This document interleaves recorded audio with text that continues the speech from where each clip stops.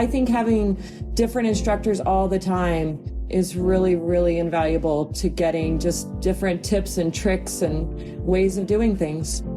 I feel like when they're more personal, we can connect more personally, and they know our struggles and our strengths more specifically and then can help us better. So I think it all just goes better when they're more personal. I even to this day sometimes think back to some of the ethical scenarios we talked about in school, or some of just the different considerations periodontal wise that we talked about in those in-classroom discussions. So just application and open discussion of the material, I think, was some of the most helpful things as well. Get ready for your unofficial dental hygiene podcast. These are the tales of two hygienists, one East Coast RDH and one West Coast hygienist. Listen as they tackle the profession of dental hygiene with humor and enthusiasm. Now, please join Michelle Strange and Andrew Johnston as they tell you a tale of two hygienists.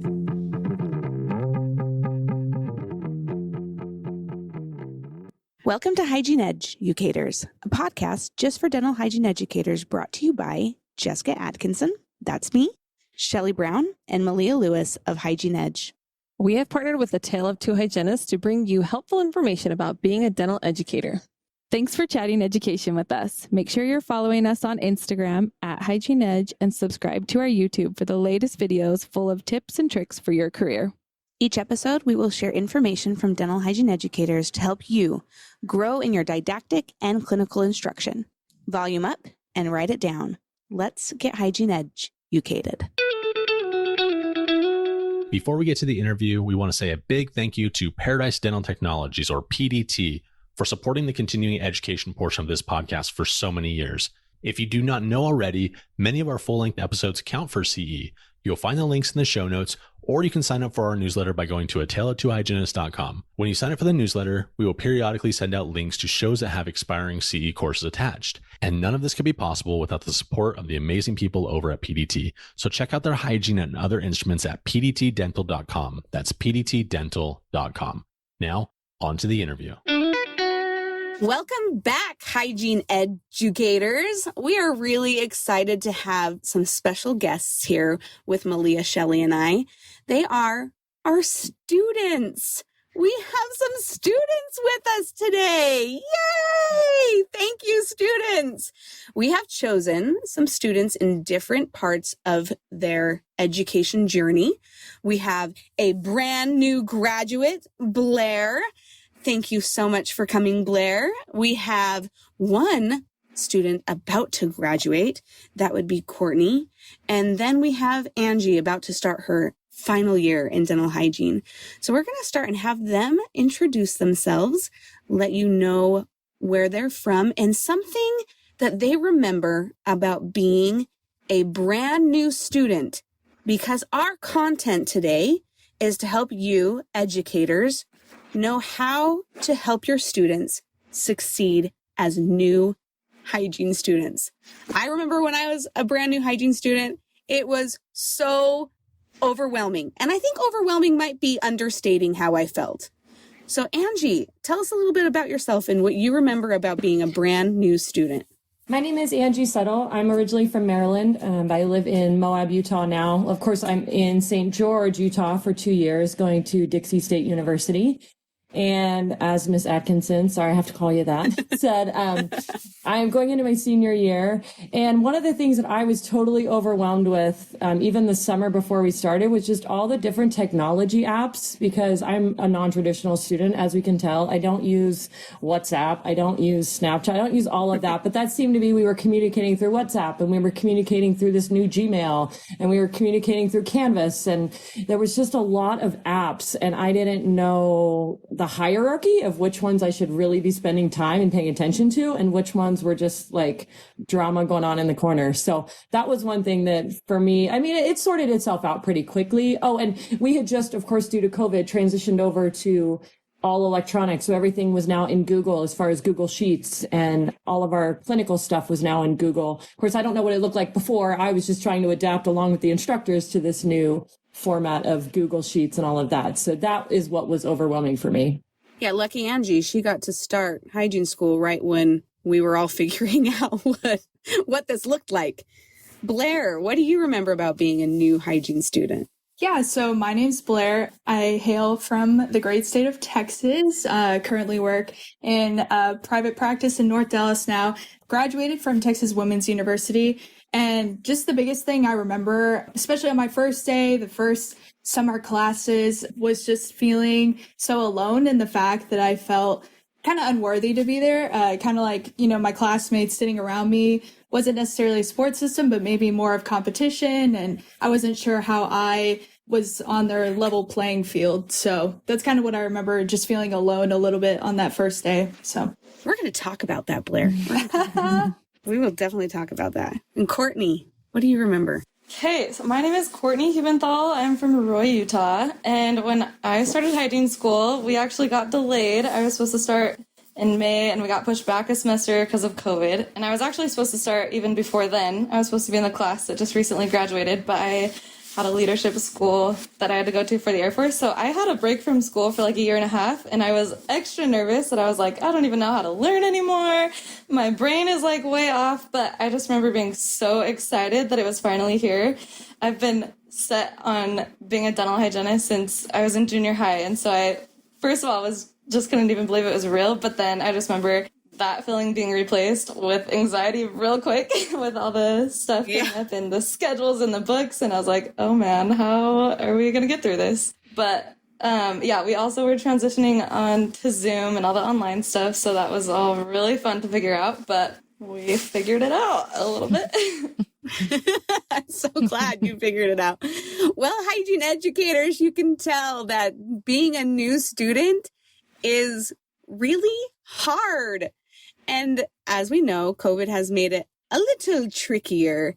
And I am excited for these students to share with us what their educators did to help make this transition into becoming a successful dental hygiene student possible for them. So I'm going to start with a question for each of you of what did your educators do to help you with all of those resources? So Angie had that huge list of 900 things that you have to follow. What did your educators do to help you navigate those resources? I think just being available. Obviously we were all kind of lost together because, as quickly as we had transitioned to paperless, so the staff had transitioned to paperless.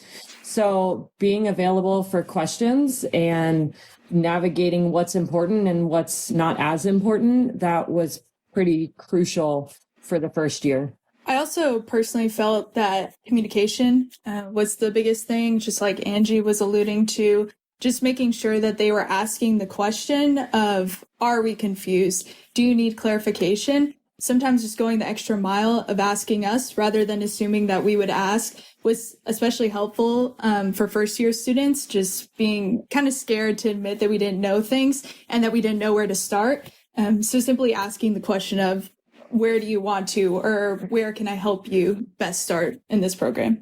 I like that too, because I like to do that with my patients too, because sometimes with students, I feel like you'll be like, do you have any questions? And they don't even know what they don't know. Like patients do that too, right? So instead of saying like, do you have any questions? Be like, tell me your questions, or please give me 2 questions or something, open up the floor more instead of being like, what do you need help with? And they're like, great, I don't even know anymore. So like, what questions do you have about? Yeah, exactly. Be more specific, or just like supporting in a different way, phrasing your questions a little differently. Sometimes as an educator, we do it so many times. We've taught it so many times that we forget that, did I answer that to this class or the class before? And so that's eye-opening for me to just remember, like, this is a fresh new class. As an instructor, like, we're ground zero. And sometimes I'm like, I thought I told them that, but you're reminding me that every class is like new, and I have to go back and remember that and be like, okay, we got to go back to the basics of all these little tiny details so that the students don't get lost. And that is tricky to do for an instructor. So that's a great point. Have a little grace for us. Don't be nervous to ask us specifics. With that being said, I want to know what communication looks like for you. What does good communication that was modeled by your instructors look like? So I'm hearing communication was a big thing, letting them be available. What did that actually look like? What is available? What does communication look like? So being on a more online platform, having like their own separate classrooms and announcements that they can post stuff, it was really nice when teachers would post like directly on there things that we would get notifications for so that we could see right away. And then also the instructors so being available, just responding quickly, because there's things that we have questions about, assignments that are maybe the next day or a couple days out, that some of them maybe are away for the weekend. But that's like the biggest thing, especially with online school, having them be available and responsive and seeing. And also our instructors let us know very quickly that it's all about teamwork and getting through with our classmates. And so I think that's been really helpful too, is like some students hear things from instructors that others might miss. And so being in communication with your class and always reminding each other of things that are due or things that we need to do. One of the things I find really important, and as I said, I'm kind of old in this group, but I just really value face-to-face communication. So, I mean, yeah, of course you can't be face-to-face with your instructor 24/7, and you will have a question. And one of the things one of my instructors does, she has a big question discussion board that everybody can see and everybody can access and edit. Instead of sending her individual questions, she encourages you to submit them there so that everybody can see the answers to that, which I think is maybe the first time that I've seen that. And it's been super helpful. But yeah, there's so much that can be misconstrued in email and Canvas inbox, and then you miss it because you don't check your Canvas inbox because that's one more thing to check. So I just really value face-to-face communication when it's possible, because then you can clarify your question. You can answer the questions that you have from the answer, if that makes sense. So I love face-to-face. And what I'm hearing is use of whatever LMS system that you're accessing. So we use Canvas. UCDH has Google Classroom. Blair, what did you use? I used Blackboard and Canvas. Blackboard. So Great. So utilizing the applications within those systems in order to make that communication easy to find. So what I heard on both of your comments, both you, Angie, and also with Courtney, is on the class itself. So I think you're referencing the discussion board in Miss Armstrong's class where you can ask questions, get answers, ask questions, get answers. And she showed me that and I was like, that's genius, because it's right on the class. You're not getting 4 emails that has the same question and everybody knows that's where you go. And then Courtney says, oh, they post right on their own class platform. So we know that's for that class. That's where to go. So to really communicate to the students where they would get information for that classroom and make it as close to one place as possible. It's interesting how education has changed. When I was a student, I would always just go directly to their office. I don't feel like we communicated via email a whole lot. And now as an educator, I honestly don't have hardly any students ever come to my office. I feel like they like communicating via email. I'm hoping that's the case. I'm sure that there's a lot of different types of learners out there who need to physically come in, but that's kind of a shift we've seen definitely with all this online. It's good, and there's pros and cons to each, right? Totally. My office hours, I have at least 5, and how many times students come in during my office hours is very small. And I have an open door policy, or make an appointment for a specific thing you want to work on. But I found that for the students that have concerns, it's through email, or it's actually commenting on the assignment that they're concerned about. And with Canvas, I can actually videotape myself and send them a video message on their assignment. So there are a lot of really awesome resources to utilize in order to help you be successful. I'm interested about communication in clinic.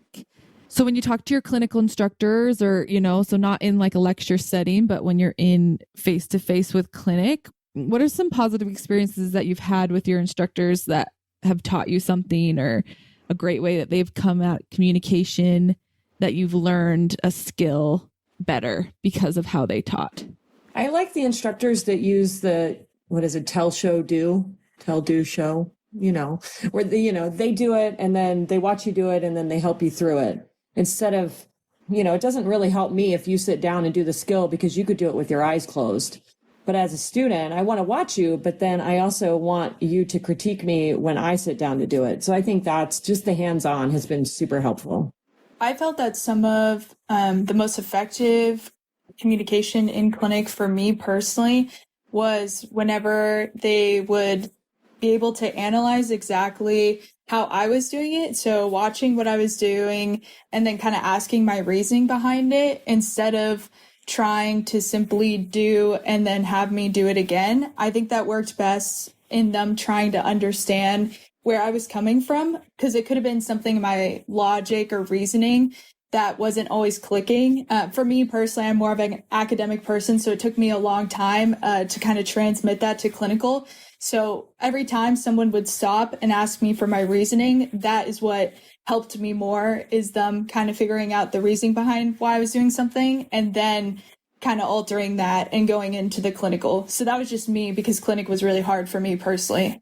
I think I hesitate too long oftentimes in clinic to ask for help or ask for an instructor to kind of give me guidance on things. But every single time I have, I'm like, man, I should have done that sooner because they're always so nice and it's so constructive. And I think sometimes when they see us trying but also struggling, it's like they kind of go back and remember that we're learning and they learned at some point. And it's just like the going back to like, we've all been here and we had to start from here. And I don't know. I think it's the pep talks, I guess, is what I mean. Like, they're just like, we've gotten here. And is there a particular moment that you're thinking of? Is there something that happened that you're thinking of right now? I'd love to hear what interaction you had that felt constructive and pep talky and ready to go.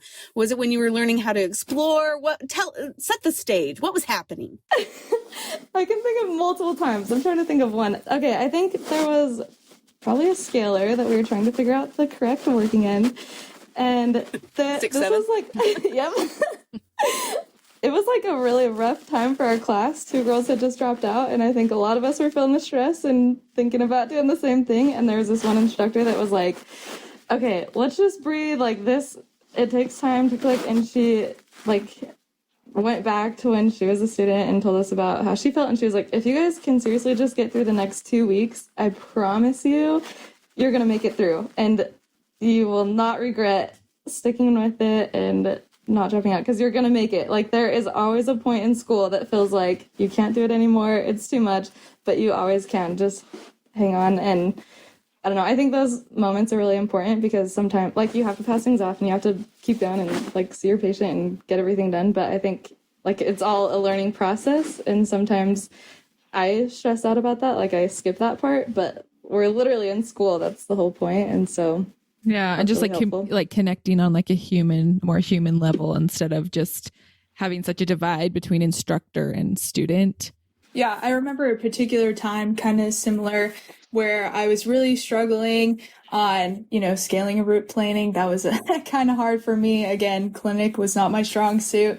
And I remember another instructor coming up to me and saying how whenever she was in school, she had gone to the same school, that literally in the middle of one of her competencies of scaling or route planning, they told her that she really didn't know how to do it. And they sat down with her and worked with it for about 40 minutes. And after that day, she got it. And it was one bad grade, but she understood it from that point on. And that made me feel really secure because, again, academics was my big thing. And just knowing that one bad grade or that one time where we really sat down and went through it, like, everybody has those moments and that's where you grow and where you learn. So again, just connecting on that more human level and talking about their own experiences where they failed in school too, just reminding us that we were all students. So you're reminding me that we work alone a lot of times as students. Like, I wish that my instructor was there all the time with me, right? I think I could get through hygiene school quicker. I'd be much better. But there's a lot of times I feel like what you're saying, we're alone. We're like, am I doing this right? I don't know. I hope I am, right? And then come to find out, you're like, oh, I haven't been doing it right. Why have I missed that? What did I not know? What were the steps? And I feel like that's really hard as an instructor to be like, where are they at? Do they know what they are supposed to know at this point? And sometimes that's hard for students to be on your own. Do you ever feel kind of lonely working? You're like, I'm hoping I'm getting it, right? Maybe you felt that. One thing I'd like to add is I know at Dixie we've got 6 pods and we have about 8 instructors, give or take, but we always have a different instructor. And I think that's just invaluable because everybody teaches different, everybody learns different. I'm one that when they're like, did you understand what I just told you? If I didn't understand, I'm going to say no. And you're going to have to figure out different words to explain it to me. And there's some instructors that I feel totally fine doing that with. And then there's some that I'm like, oh, I just really should say yes, even though the real answer is no.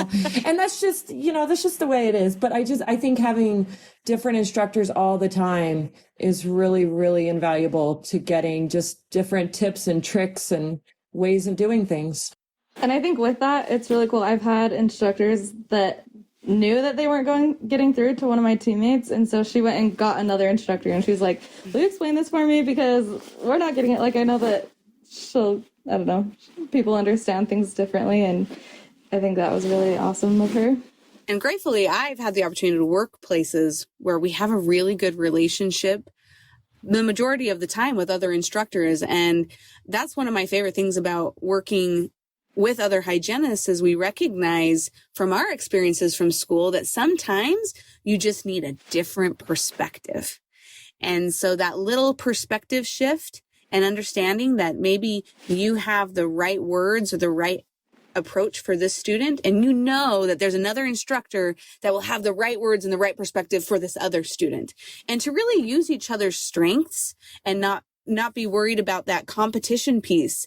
I remember when Blair was talking about when she started hygiene school, there was this feeling of competition and do I really fit in? And it is my life mission to have that competition be absolved within our dental hygiene community. And it starts in school. You are not competing with anybody. You're there to learn and grow from each other's experiences, there to learn and grow from the experiences of your instructors and to really become the best hygienist possible. On that note, if any of you had a mentor, like maybe you shadowed at an office and the hygienist there was like, call me if you ever need me, or if you had a senior, like, did you ever have a mentor that any of you had to help you get through hygiene school? Was that helpful or not? And I'm interested in mentors outside of your program. And then I'd also like to know if you had in your school a mentor instructor or a mentor program with other students. So I feel like in kind of what you're referring to, I had a few different mentors. So we had a project for my senior year. So hopefully the other 2 students here will end up doing it. But we had to basically find an alternative career and kind of dive down deep into that. So I had picked clinic coordinator as an alternative career. So I had a few mentors in that respect from my professors, and I really got to see the opposite side and kind of help plan some curriculum for the first year students, which was super valuable kind of towards the end of my career, just finishing everything up and seeing how just the different aspect of how you can work and kind of grow in that way. And then also I had a fellow alumni from Texas Women's University kind of outside the program. And they were able to kind of give me hindsight into what they learned from the program, and then also how that translates into private practice, and then also give me the background behind private practice and how, how different it is and how things, will just grow and evolve eventually. So I feel like I had plenty of different mentors, and that was probably the best project I ever had was going down that alternative career path and looking at the behind the scenes of my program and kind of helping out the first years in that way. What about you, Angela? We definitely could, in my humble opinion, I wish we would have had a little bit more time to shadow the seniors last year. We were given, I think, 1 or 2 opportunities, but unfortunately the way it fell, we were there to watch them take vitals, which is we didn't see any good, kind of the meat of it. And that was just because we had to go to class. So I wish we would spend a little bit more time shadowing the seniors, partly for the skill set, but also partly, this sounds awful, but so we didn't feel so lost. I went in and I was a patient for my senior sister. And I'm not putting her down by any stretch, but I was like, wow, she's not as advanced as I thought she would be. And in a way, I was kind of like, all right, I might make it through this. I guess I just expected more. So that was actually in a weird way fulfilling. But my mentors, they're not really in the dental hygiene world, because I wasn't really involved in the dental hygiene world until I went to dental hygiene school. And so my mentors are the folks that I'm involved with at the Moab Free Health Clinic that I talk about nonstop, just because they're so driven for public health, and they're so driven toward just serving a patient base that is often overlooked. And so, yeah, those are my mentors. So I've worked in the dental field for about 5 years as a dental assistant, and so I've got to work with a lot of different hygienists, and that's been really fun to see different perspectives, how they do things differently, and their different approaches. And when I was first applying to school and kind of getting ready, I'd go over and watch them anytime I could, but it's definitely gotten cooler as I've gotten in school and can actually see what they're doing and like all the details that I didn't even realize were going on before.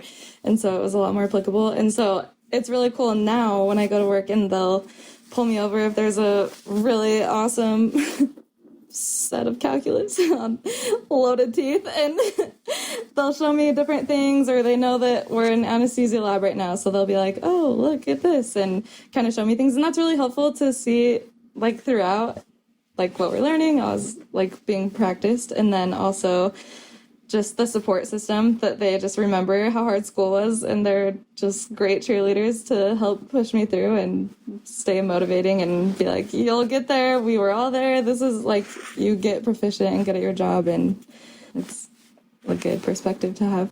I love that. How many of you knew that being in hygiene school is going to be like a full-time job times 2? Did you know that before you started? To some extent. I told my family and all my friends before I started, I will see you in 2 years. How did your instructors help you adjust to the workload? How did they prepare you to handle all of a sudden this type of workload? Or support you in it. Like if you're feeling in the middle of it, super overwhelmed, how did they support you with the workload change? I think the best things our instructors ever did was consistently ask for feedback. So there were times where they weren't even aware necessarily of another course or our schedules, because they would have both the juniors and the seniors, or the first years and the second years. So sometimes they weren't even aware that, oh, we have 5 tests this week, but easily we could push back 1 or 2 of these tests to make it work another time. So they were always adjusting timelines when we were super open, or we had that opportunity, so that it wasn't too much. And then another thing is, one of my instructors was really good about stretching. Sounds kind of crazy, but we would stretch behind, in the beginning of class always. And that was something that, we would come to class pretty much dead after, clinic all day and studying, and it would be before a test or something really stressful. So having that time to stretch and meditate and relax for a second really helped refocus the mind. So something small, but it really, really helped. And that was, everyone consistently said that's one of their favorite parts of school. And it was probably just 5 minutes of her class each time. So noted. I'm going to do that. Stretching right now. Mm-hmm. Yeah. What about you, Courtney? Did you feel pretty overwhelmed your first semester and kind of realize, whoa, this is a lot, how do I manage all this? One of our instructors is really good about, so she'll like put on this full load and stress us out, and then kind of bring it back and be like, now just think about this time in your life, or think about a time that you had to do something really hard, and then like afterwards when you had made it through, or think of when you wanted to be a hygienist, and kind of like puts that drive back into us about like, oh yeah, this is like what we've always wanted, we're here, we're doing it. And so it's the extra motivation. And then also I have this really awesome teacher, Mrs. Brown, who you guys know as Shelley Brown. Yeah. I really loved how she set her class up. She had like these diagrams printed out for us on the first day that were already like for the whole semester. And then she had videos of her labeling and writing like the stuff that we needed to know about them. And so we had those assignments each week, and we watched them before class and filled it out. And then she went over kind of the same stuff during class. And so it was not only the visual but we were also writing, and it was the repetition too, and it was really helpful. And we could see the whole stack of the whole semester before, so it was kind of nice to see the whole perspective and like, okay, this is how much we have left and where we're at, and just made it so manageable and was just so helpful with. Well, I'll keep doing that. Making it seem possible. Yes. Angie's also done those diagrams because somebody taught me what to do. Shelley. Spread the earth with cat diagrams. Yeah. What kind of advice would you give an instructor from a student perspective? Like, do you have any advice that you would tell us, maybe a new instructor or even one that's been an instructor for a long time? What advice from the view of a student would you give them? Don't be too soft. Again, it's a generational thing, but I've seen some students say some things to instructors that I got a degree in 2004, and some of the things that I've seen said to my instructors here, I would never have said. And there would have been repercussions, you know, so you want to be kind and you want to be empathetic to, you know, these 2 years because they're really hard. But I think it's also like, you can do this and you'll feel really good at the end of it, but I'm going to ask you to do hard things. And just because you don't do swimmingly well on every single hard thing I ask you to do doesn't mean you're a failure. It doesn't mean, but this is hard material. You know, it's a lot of material to learn. And so it's okay to not get A's, but it's not okay to blame it on somebody else, namely the instructors. So I know that's really pessimistic, and I'm sorry for that, but that's just... That was very optimistic on an educator. That was very optimistic. I'm going to say forcing us to read ahead of time. How do you do that? Tell us. So the most effective way I felt from one of my instructors was actually having pop quizzes every class, which is not the best thing, but having it just at the beginning of class so we knew what our expectations were. That was, you know, the most consistent class we probably all read for. And from that point on, the whole class was really in-depth discussion about what was being said because we all knew the material. And then we could also do in-classroom exercises that weren't graded, so you had no stress there. And that was some of the best learning I had in class. So as stressful as it might seem, as long as you knew for sure, I don't want to call them pop quizzes because we knew for sure they were happening. So you knew you had to read, you knew you had to do it. And after that point, like it was all classroom discussion and really in-depth instead of trying to catch up. Because sometimes you always got to catch up. But that was probably the best times I had in class with in-class activities was after we had all read and we could all talk about it. And it was like guaranteed that we read for that class. So I will say, and I know, I'm sure this is different from school to school and some instructors, I think after we take quizzes and tests, we never get to see what we missed. And I'm like, I feel like this is the biggest learning part of, like, we don't really know. It's hard when you don't get to see, so you don't know where to gauge. Where to focus to get better. Where to focus your studies of what you're not getting. And so I think it's really helpful for the instructors that go over quizzes so that you can kind of realize, oh, I didn't get that right. Because sometimes we just get our score and we're like, I think I got that one right. So I'm not sure which ones I missed, you know?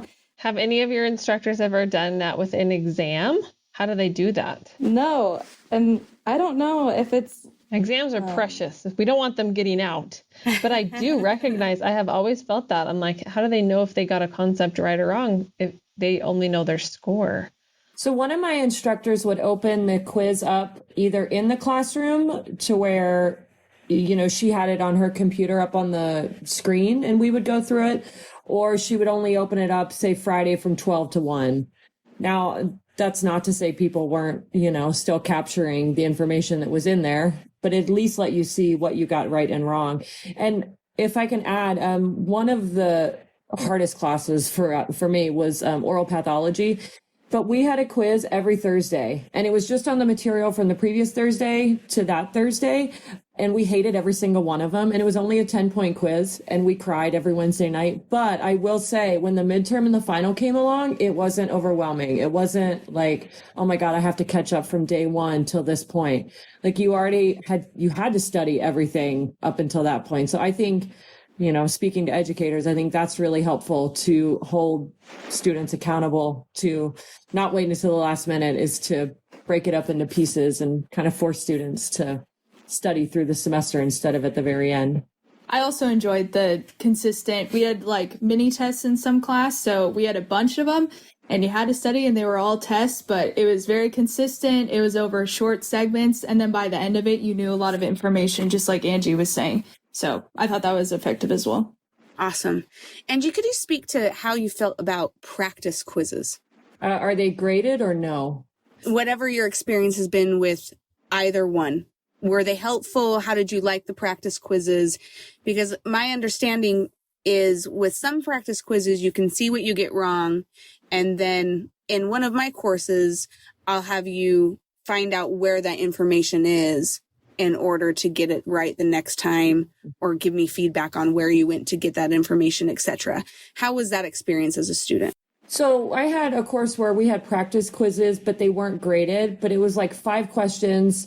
And she would always say that one of them was going to be on the test. So, of course, we always looked at those, but it was more just like you were looking at them so that you might recognize it on a test. It wasn't like you were looking at it to learn the information.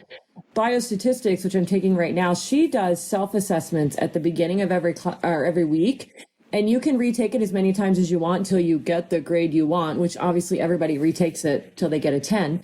But I actually think those are super helpful because it helps you kind of focus in on, this amazing amount of information. It kind of helps you narrow it down to what you should really be looking at.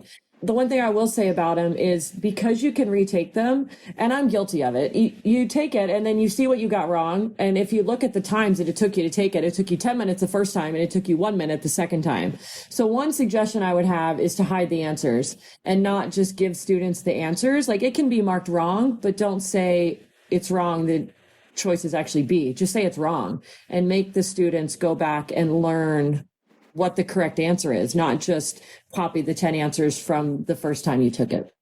What do you guys think about PowerPoints? Do I give the PowerPoint before class or do I give it after? Or because Blair was talking about reading. She's like, it's important to read beforehand, but if I give the PowerPoint beforehand, I notice some students just look at the PowerPoint and they don't read. I'm like, what do students like? I have a newfound strong opinion about this and I don't think it takes away from reading at all because like classes that we have quizzes on, you definitely have to read. Yes, and I'll tell you why PowerPoints are so important. So there are classes that go so fast that no matter how fast your hand moves, you're never going to get it all. And so I hate technology. I'm also super old school, but I finally had to give in and I'm like, okay, I'm getting an iPad so I can take notes on the PowerPoint or else I just can never get it all. And I realized I was like 20 slides behind and I wasn't even paying attention to what she was saying because I was trying so hard to just write things down. But then I was just writing things that I could look back at the PowerPoint later and it was just not effective. And so being able to take notes on the PowerPoint has been so helpful to be able to focus more in class on what is actually being taught and also studying for the test because I like to go back through the PowerPoints and see like what they went over, but then also the things that they added on. And I think it's super helpful to have that before class. What do you think, Blair? Did you have PowerPoints before or were they given to you before the class started or just afterwards? In general, in the program, it was typically given before, but in that one most effective class, it was not given before, and it was used as a guide or resource later. So typically, you would get the page numbers of all the chapters, and there could be random details on that quiz at the beginning of the class, so we all knew to read it all. And then during class, we would kind of go through the PowerPoint just for in-classroom discussion things. But again, it wasn't given until right after, so I don't know. I mean, I feel like I use it as a review personally. I'm not sure if some students use it more as a crutch, but I think it's a good review tool. I will say that. So it sounds like it's best to not give it beforehand, so they're not using that just for the quiz study only. Maybe they'll read, but once class starts, students should have access to the PowerPoint and then give it that point forward. Okay, I guess I get what you were saying. So in most of our classes that give it before, the teachers are posting it while we're taking our quiz. So I don't think we've really gotten a lot of it before the quiz. So we still read. That's good. That's good. So let's pretend, let's go to clinic. Go back to your clinic. You're sitting in your op and you have a really tricky periodontal therapy patient. You know, it's a class 4, I don't know, however your school describes it, but it's a really hard patient. They haven't been in a while and the calculus is really tricky. How would you want your instructor to approach this situation to help you? What's the best method? Is it just watching you, or would you rather have them sit down and physically do it? Yeah, what's just some helpful tips for a really hard patient when you're feeling overwhelmed? Initially, I think what always helped most was if I was completely lost or one of my classmates, they would always ask, okay, where are you going to begin? And that was always good to kind of get your head back in focus. And you kind of explain their plan and they're like, okay, try that. So they would watch us and they would kind of go through that. And if you were like, all right, I'm doing this, again, asking us and having us explain our process and then having us do it and then kind of pointing out what part of the process isn't working best. That was way more specific in my mind than just simply doing it for me, actually like telling me the details of what part of the process that may be more effective in them doing it their way. So, Courtney, what were you going to say? I've had a couple times where you're getting close to the end of clinic and you just want to finish a patient. And so there might be some left, or you either think you got it all or know that there's a little bit left. But it's so late into it that the instructor does a check and then just finishes it. And so one of our instructors one time, she's like, I know that we're trying to get through, but if you can get the checks earlier, she's like, I'm happy to get the calculus off. I'm just dying to scale all day. But I know that it's more effective to teach you guys. And if there is a really hard spot, to be able to have time to sit down and either show you or let you feel where it is, or kind of go over a different angle with you if you're just not getting the right angle. And I think that is the hard part in clinic, is managing time and being able to get everything done and instruction at the same time. But I think that is the best approach, is getting more checks and having your instructor, I guess, closer if it is a harder patient, so that they allowing time for instruction. Do you like when they glove up or when they just look over? I like when they glove up because, yeah, there was a time where I was so sure that I got it all off, and I was like, do you feel what I'm feeling? And so she gloved up and got in there and she's like, I know what you're feeling, and and I don't know, to have like the perspective of like exactly where it is, and then just like, yeah, because I think, I don't know, having the vision and the explanation is helpful, and just, I don't know, having them right there to get in there if needed, but be able to have you do as much as possible. I agree with everything both Courtney and Blair have said. The one thing I'll add is just having instructors, and I'm sure all instructors are like this, right? But that are just empathetic to what is sitting in front of you. So I just luck of the draw, like my 5th patient this year was a perio 4, class 4 with really severe periimplantitis. And we, only treated, I think, 3, 6, 8 teeth in his mouth, but they let me clean him as, a very new student. But my instructor was super encouraging the whole time. And, it said, the things that I'm doing are really advanced instrumentation. I would not expect this of you yet because you're just not there yet. So having that little pep talk and just that empathy of, I want to help you and I want you to learn and I want you to use this as a good learning experience, but understand that this is challenging for a seasoned dental hygienist. So understand that. Totally. So this is a question I get a lot, or I personally think about a lot. So when I started being an instructor, so I graduated dental hygiene school when I was 21. I was a baby looking back, and I started teaching not that much longer after. Well, I mean, it was, 5 years. But I looked really young, and I felt so insecure about that because I was like, I look young, I am young. A lot of my students are the exact same age with me. So I was really standoffish so much. I didn't want to be too personal and tell them too much about my life. But you as a student perspective, do you and your classmates and things, do they like having a more personal and connecting, like sharing a lot about their life? Do you like it when there's not that much? There's more of a divide between the instructor and the student? I'm just always interested to see people's perspectives on how personal is too personal. I don't think there is such thing as too personal. I love when our teachers share with us. Okay, as our student, I'll speak for, I know a lot of our class looks up to our instructors so much, and we just want to be their best friends. We think that they're the coolest people ever, and we love when they share stuff, and it just makes us feel like we are friends with them and we know them more, and it makes us feel like when I can connect with an instructor, I feel so much more comfortable asking them for help, because I know that, I don't know. I mean, I know They're human. They're human. And I know it's professional, and I respect them as instructors, but I'm like, come over here. Like, I know you'll help me. And they understand us, and I feel like when they're more personal, we can connect more personally, and they know our struggles and our strengths more specifically, and then can help us better. So I think it all just goes better when they're more personal. I would agree with that. I think, like I talked about earlier, everyone has a different learning style. And of course, the flip side, everybody has a different teaching style. And so I think, the more we are open to each other and that we are humans, the more that we can figure out who complements us best as teachers or as students and as instructors. And I wish we could be friends on Facebook, but we can't. And it makes me sad.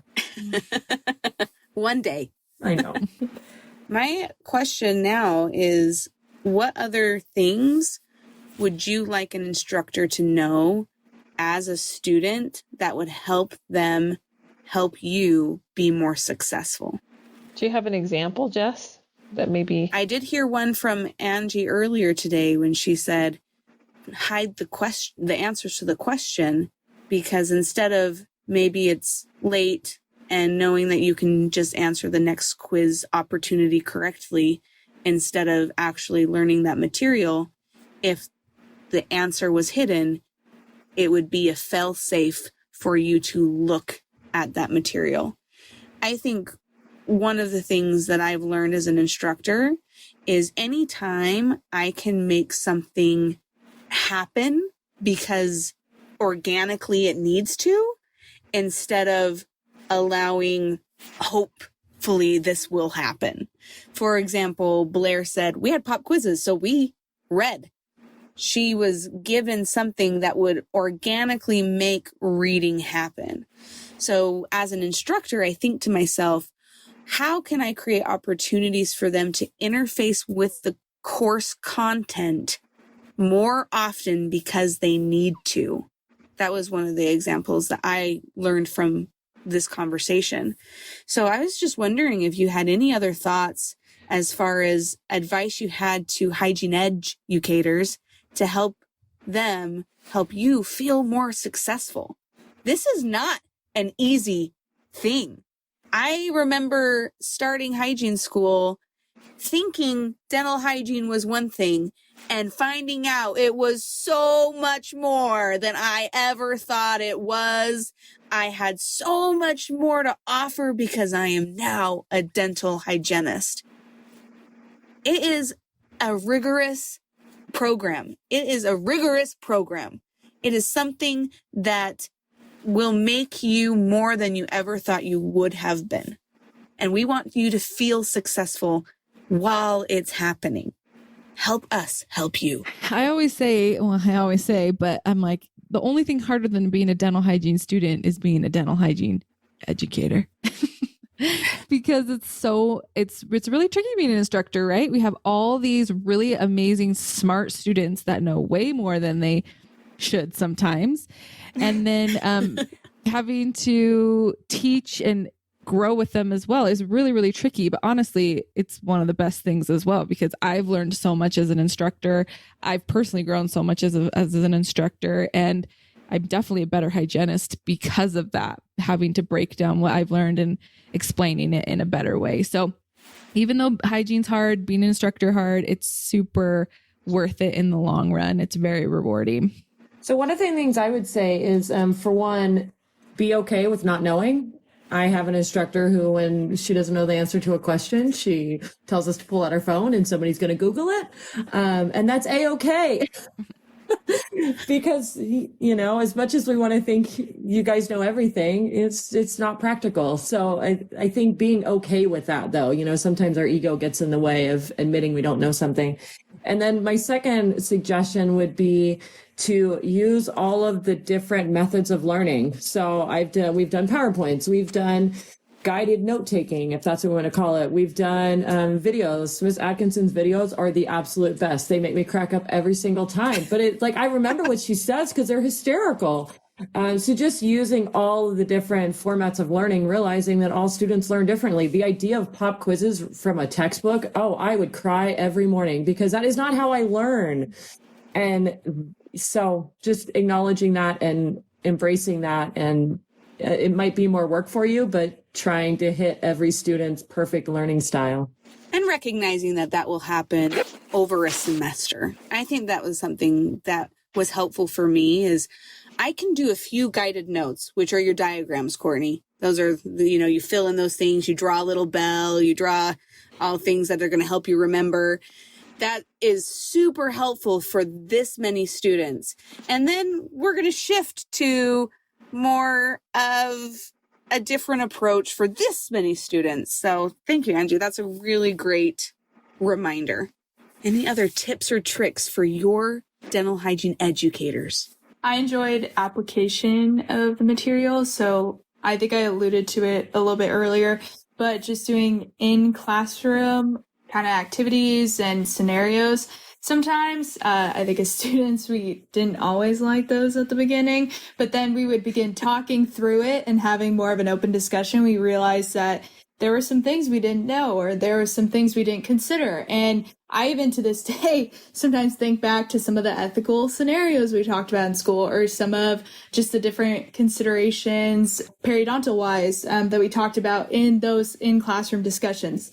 So just application and open discussion of the material, I think, was some of the most helpful things as well. Love it. I really appreciate you three joining us, hygiene educators, in going over the things that will help those hygiene educators across the world. I mean, there could be people in other countries listening to you going, that was a good idea. I'm going to do that. And just to recap, a few things that I highlighted, and please, Melia and Shelley, add what really stuck out to you. The things I really am walking away with is make communication easy to access. Have a human aspect to your teaching. Work together as a faculty. Know that you're not going to be the cream to somebody's coffee, but you might be somebody else's peanut butter to their jelly, right? Just work together as a faculty. Have meaningful mentor experiences and welcome feedback. Those are the things that I'm walking away with from what you've shared that I'm going to take into this new semester to be a better educator. So thank you so much. Melia and Shelley, what were your takeaways? I'm going to start stretching. If I have a class right after clinic, let's do some stretches, get our bodies and our minds up and going again, and trying different techniques in class for different learners. What may work for one might not work for another. And maybe even assessing, what's a way we could get these students to see how they really did on exams. That has always been something that has bothered me. Okay, we might have to do another podcast. Well, I mean, just real quick side note, Shelley. Depending on how you formulate your questions to your test, if it's the same one, there are probably some concerns that you'll want to look into. But I have a test feedback form, and they're able to take notes on because they get immediate feedback. They take their tests on a platform called Proctorio, and they can see which questions they got incorrect. And then they can use this form to either defend their answer, or the way the form is formatted, they have to look it up in different aspects of the class content. And often they find the answer and go, oh, and then they understand what they got incorrect. So it might be a little different depending on the institution, if you have some other guidelines in respect to your test questions. So that's topic for another day for sure. That's great. We're going to look into that more. What'd you learn, Melia? I think the biggest thing is communication. Like any relationship, being a teacher to a student, it's all about communication and keeping those lines open and really effective and quick if you can. I think that's really helpful for a teacher. So that, and a student. Yes, please tell me if I didn't publish something I was supposed to publish. Yeah, no, you're good. I think just communication is a big one. And then, just being open to the fact that if you're teaching a certain way and it's not clicking with the student, grab someone else and see if that works instead. Because you never know what's going to actually help the student more than you, or in a different situation, they may say like one word different and it finally clicks on the student. Just being open to the fact that work as a team and help the students as best as they can, depending on which instructor, and might help them better. Thank you. We really appreciate you joining us, Hygiene Edge educators, and our awesome students and recent grad. Thank you, Blair. In learning more about how we can be better educators in order for our students to succeed, especially as they start this brand new adventure. So I hope you've learned something exciting. And if you have any questions, please reach out to us at Hygiene Edge. Thank you.